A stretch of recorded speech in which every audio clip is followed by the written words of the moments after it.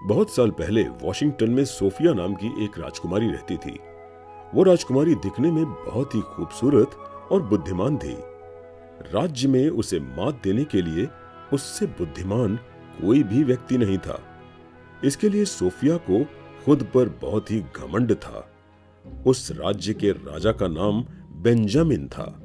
Benjamin अपनी बेटी Sophia के इस घमंडी व्यवहार से बहुत चिंतित रहता था। एक दिन बेंजामिन सोफिया के पास जाता है। सोफिया, तुम्हें अब एक अच्छे लड़के से शादी कर लेनी चाहिए, क्योंकि बिना शादी किए एक लड़की का जीवन अधूरा रहता है। नहीं पिताजी, मैं शादी नहीं करना चाहती, क्योंकि इस राज्य में तो मेरी बराबरी का कोई लड़का है ही नहीं जो मुझे टक्कर दे सके। इसलिए मैं शादी नहीं करना चाहती हूँ। जब कोई लड़का मेरी बराबरी का मिल जाएगा तभी मैं उससे शादी करूँगी। बेटी, मैं तुम्हें पूरी जिंदगी कुंवारी नहीं देख सकता। क्या तुम मेरी खुशी के लिए इतना भी नहीं कर सकती? ठीक है पिताजी, अगर आप चाहते हैं कि मुझे शादी करनी चाहिए तो मैं शादी के लिए राजी हूँ, लेकिन मेरी एक शर्त है। ठीक है बेटी, तुम्हारी जो भी शर्तें हैं पूरी की जाएंगी। पहले आप मेरी शर्त सुन तो लीजिए। ठीक है बेटी, तुम अपनी शर्त बताओ। पिताजी, मेरे पास एक सवाल है। जो मेरे इस सवाल का जवाब दे देगा मैं उसी व्यक्ति से शादी करूंगी। सोफिया की बातें सुनकर बेंजामिन फिर चिंतित हो जाता है। बेंजामिन पूरे राज्य में सोफिया की शादी का ऐलान करवा देता है कि जो भी व्यक्ति राजकुमारी सोफिया के सवालों का जवाब बता देगा उसकी शादी राजकुमारी सोफिया से करा दी जाएगी। महल में नौजवानों की एक लंबी कतार लग जाती है। उसमें से एक नौजवान सोफिया के पास उसके सवालों का जवाब देने के लिए जाता है। सोफिया उस नौजवान से प्रश्न पूछती है। मैं कभी था नहीं, मगर हमेशा रहूंगा। मुझे किसी ने देखा नहीं, ना कोई कभी देखेगा, मगर पूरे जहां को मुझ पर विश्वास है। बताओ मैं कौन हूँ? सोफिया के सवाल को सुनकर नौजवान के पसीने छूटने लगते हैं और वो सोचने लगता है। कुछ देर के बाद नौजवान कुछ सोच समझकर डरते हुए जवाब देता है। राजकुमारी जी, ये तो आत्मा ही हो सकती है। उस नौजवान की बातें सुनकर सोफिया उस पर हंस पड़ती है। आप यहाँ से जा सकते हैं। उसके बाद दूसरे नौजवान को सोफिया के पास भेजा जाता है। सोफिया फिर से दूसरे नौजवान से सवाल पूछती है। मैं कभी था नहीं, मगर हमेशा रहूंगा। मुझे किसी ने देखा नहीं, ना कोई कभी देखेगा, मगर पूरे जहां को मुझ पर विश्वास है। बताओ मैं कौन हूँ?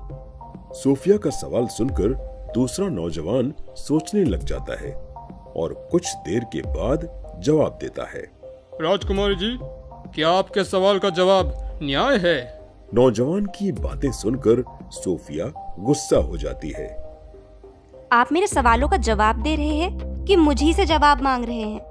इतना कहकर गुस्से से सोफिया उसे भी वहां से जाने के लिए बोलती है। फिर उसके बाद कई सारे नौजवान सोफिया के पास उसके प्रश्नों का जवाब देने के लिए जाते हैं, मगर सभी सोफिया के प्रश्नों का जवाब देने में नाकाम रहते हैं। ये देखकर बेंजामिन बहुत चिंतित होने लगता है। उसी राज्य में एक जेम्स नाम का वैद्य रहता था। वो बहुत ही अच्छे दिल का और बुद्धिमान था। जब जेम्स को राजकुमारी से शादी करने की शर्त की खबर मिली तो वो भी राजकुमारी के पास उनके प्रश्नों का जवाब देने के लिए जाने के लिए सोचने लगता है। राजकुमारी सोफिया तो बहुत ही सुंदर है, मैंने मगर उनको कभी देखा ही नहीं। चलो इसी बहाने कम से कम मैं उनकी झलक तो देख पाऊंगा। इतना सोचकर जेम्स राजकुमारी सोफिया के पास उनके सवालों का जवाब देने के लिए जाता है। जब जेम्स राजकुमारी सोफिया के पास जाता है तो वो उनकी सुंदरता को देखता रह जाता है। राजकुमारी सोफिया उससे अपना सवाल पूछती है। मैं कभी था नहीं, मगर हमेशा रहूंगा। मुझे किसी ने देखा नहीं, ना कोई कभी देखेगा, मगर पूरे जहां को मुझ पर विश्वास है। बताओ मैं कौन हूँ? जेम्स राजकुमारी सोफिया का सवाल सुनकर मुस्कुराने लगता है। फिर जेम्स उसके सवालों का जवाब देता है। राजकुमारी, आपके सवाल का जवाब है कल।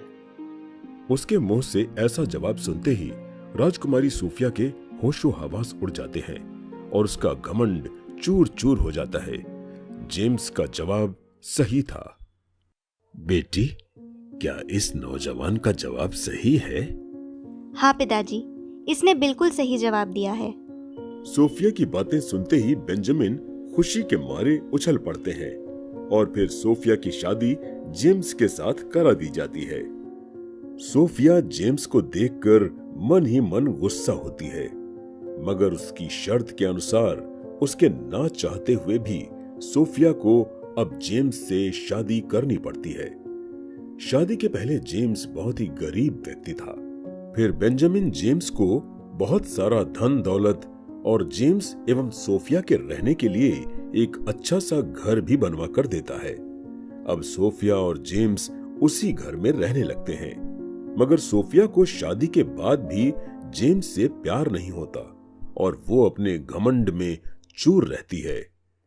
शादी के बाद एक दिन जेम्स सोफिया के पास जाता है। सोफिया, शादी के इतने दिन हो गए मगर हम कहीं साथ घूमने नहीं गए। चलो कहीं घूमने चलते हैं। वैसे भी तुम हमेशा अकेली अकेली रहती हो, इससे तुम्हारा मन भी बहल जाएगा। जेम्स की बातें सुनकर सोफिया गुस्से से लाल हो जाती है। तुम शायद ये भूल रहे हो कि तुम एक मामूली से वैद्य हो और मैं एक राजकुमारी हूँ। ये जो महल जैसा घर, धन, दौलत तुम्हारे पास है, ये सब मेरे पिताजी का ही दिया हुआ है। इसलिए तुम अपनी औकात मत भूलो। तुम्हें क्या लगता है मैं तुम्हारे साथ घूमने जाऊंगी? तुम जैसे लोग मेरे महल में नौकर का काम करते हो। ये तो मेरी मजबूरी थी कि मुझे तुमसे शादी करनी पड़ी। सोफिया की ऐसी बेरुखी बातें सुनकर जेम्स बहुत दुखी होता है और वहां से चला जाता है। कुछ दिन बीतता है। एक दिन सोफिया बगीचे में बैठी रहती है। तभी अचानक एक सांप आकर सोफिया के पैरों में काट लेता है। सांप के काटते ही सोफिया बेहोश होकर गिर पड़ती है और उसका सारा शरीर नीला पड़ने लगता है। इसके बाद सूचना पाते ही वहां जेम्स पहुंच जाता है। जब जेम्स सोफिया को देखता है तो वो बहुत चिंतित होता है। अरे अरे, ये तो सोफिया को किसी जहरीले सांप ने काट लिया है। अब तो मुझे कुछ करना ही होगा, नहीं तो इस सांप का जहर सोफिया के पूरे शरीर में फैल जाएगा। फिर वो जल्दी से एक औषधि तैयार करता है और सोफिया को पिला देता है। औषधि पिलाने के कुछ देर बाद सोफिया को होश आ जाता है। सोफिया, क्या तुम्हें अभी ठीक लग रहा है? तुम्हें किसी जहरीले सांप ने काट लिया था, मगर अब तुम चिंता मत करो। मैंने तुम्हें औषधि पिला दी है। अब तुम्हारे शरीर पर उस जहर का कोई असर नहीं होगा। जेम्स की बातें सुनकर सोफिया की आंखों में आंसू आ जाते हैं और उसे अपने द्वारा जेम्स के साथ किए गए दुर्व्यवहार के लिए पछतावा होने लगता है। आज फिर से तुमने मेरा अहंकार चूर चूर कर दिया है और उसी के साथ तुमने मेरा दिल भी जीत लिया है। मुझे माफ कर दो जेम्स, मैंने तुम्हारे साथ बहुत गलत व्यवहार किया। अगर आज तुम अपनी औषधि से मुझे ठीक नहीं करते तो उस जहरीले सांप का पूरा जहर मेरे शरीर में फैल जाता, फिर मुझे कोई नहीं बचा पाता। आज तुमने मुझे एक नई जिंदगी दी है, इसलिए मैं तुम्हारा बहुत बहुत धन्यवाद करती हूँ। सोफिया, ये तुम क्या बोल रही हो? तुम मेरी पत्नी हो। सुख दुख में तुम्हारा साथ देना मेरा कर्तव्य है। सोफिया अपने घमंड का त्याग कर देती है। इसके बाद वे दोनों एक दूसरे के साथ खुशी खुशी रहने लगते हैं। सोफिया के घमंड के जाते ही उनके जीवन में प्यार ही प्यार और खुशियों की बहार आ जाती है।